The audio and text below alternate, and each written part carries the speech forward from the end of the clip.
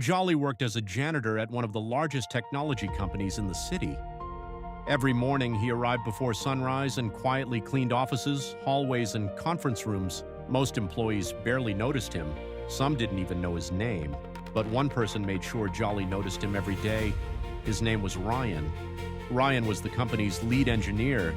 He was talented, confident, and incredibly arrogant. Whenever he saw Jolly pushing his cleaning cart, he couldn't resist making a joke. "Careful with that mop, Jolly. It's probably the most advanced technology you'll ever touch." Several employees laughed. Jolly simply smiled and continued working. The truth was that nobody knew what Jolly did after work. Every night, he went home and studied software engineering. He spent years teaching himself programming, cybersecurity, and artificial intelligence. While others slept, Jolly learned.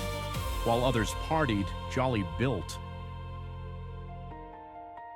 And hidden on an old laptop in his small apartment was a cybersecurity system he had spent 3 years creating.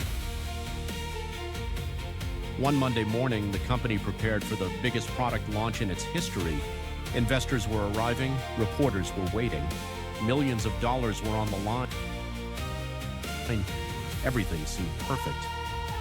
Then disaster struck. Computer screens suddenly went black throughout the building. Warning messages appeared everywhere. Servers began shutting down one after another. Customer data became inaccessible. Employees rushed through the halls in panic. Emergency meetings were called immediately. Ryan and his engineering team worked frantically to stop the attack, but nothing worked. Every solution seemed to make the problem worse. Within hours, the company was facing complete collapse. The CEO, Ethan, couldn't believe what was happening. The product launch was canceled. Investors started asking difficult questions. The company's reputation was hanging by a thread. As Jolly emptied trash bins outside the conference room, he overheard the discussion. He quietly listened. Then he walked over to Sarah, the project manager. "I think I know how to stop the attack," Jolly said softly. Sarah looked surprised. "You do?" Jolly nodded. Sarah hesitated. But the situation was desperate. The room fell silent. Ryan immediately burst out laughing. "The janitor is here to save the company?" Several engineers smirked. Ryan shook his head. "This is getting embarrassing." Ethan wasn't convinced either, but they had already tried everything else. Finally, he agreed to let Jolly take a look. Jolly sat down at a computer. The room watched in silence. Minutes passed. Then something unexpected happened. The attack stopped. One by one, the servers came back online. The warning messages disappeared. Systems began recovering. The room stared in disbelief. Jolly had done what an entire engineering team couldn't. Ryan's smile vanished, but Jolly wasn't finished.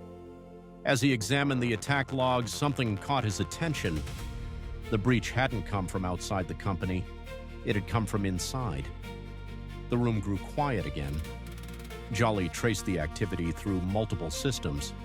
Eventually, every trail led to one place: Ryan's computer. Gasps filled the room. "What? That's impossible!" Security immediately suspended his access. Employees whispered throughout the building. Everyone assumed Ryan was guilty, but Jolly wasn't convinced. Something felt wrong. The evidence was too perfect. It looked as though someone wanted Ryan to be discovered. That night, while everyone else went home, Jolly stayed behind. He continued investigating. Hour after hour, he followed digital clues hidden deep inside the company's network. Eventually, he uncovered something shocking. Ryan had been framed. The real attacker was someone nobody suspected. It was Mr. Harrison's trusted financial advisor. For years, the advisor had secretly stolen money from the company. Millions of dollars had disappeared through fake accounts and hidden transactions. The cyber attack was never about destroying the company. It was about destroying evidence before the fraud could be exposed. The next morning, Jolly presented his findings. The room was stunned. Mr. Harrison couldn't believe it. The advisor denied everything. Suddenly, the advisor panicked. He grabbed his laptop and tried to escape. Before leaving, he activated one final attack. Every screen in the company instantly locked. Files disappeared. Systems crashed again. Employees watched in horror. Years of company data seemed lost. The advisor smiled. This company is finished.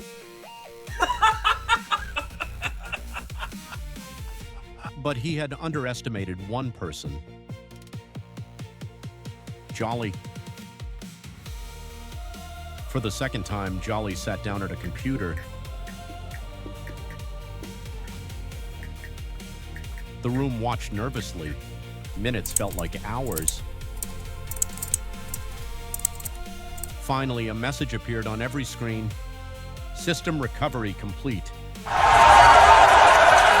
The entire office erupted into applause. The company was saved. Again. Authorities arrested the advisor. Ryan slowly walked over to Jolly.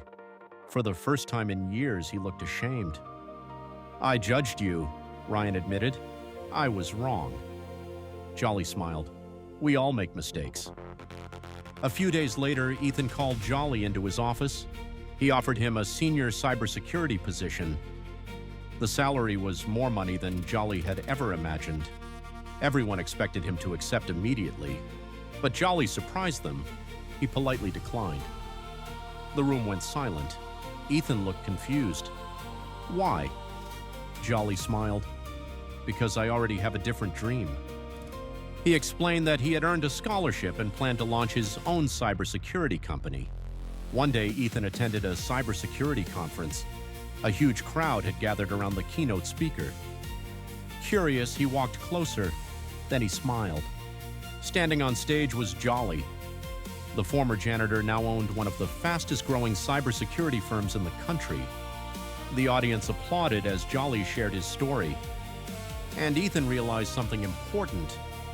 The most valuable people are often the ones nobody notices, because talent doesn't always wear a suit. Sometimes it pushes a cleaning cart, and sometimes the person everyone overlooks becomes the person nobody can ignore. The lesson is simple. Never judge someone's future by their current circumstances, because greatness often grows quietly while the world is looking somewhere else.